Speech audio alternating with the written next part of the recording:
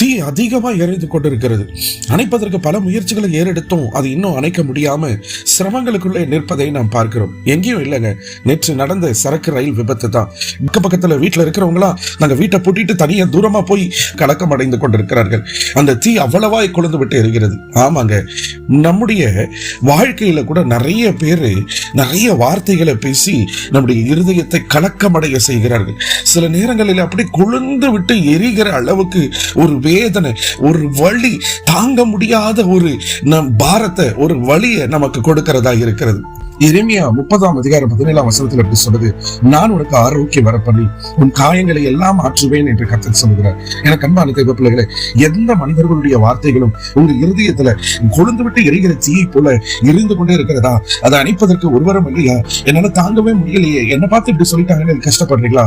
கவலைப்படாதீங்க, ஆண்டவர் இருக்கிறாருங்க. அப்பா உங்களை ஆசீர்வதிப்பார். God bless.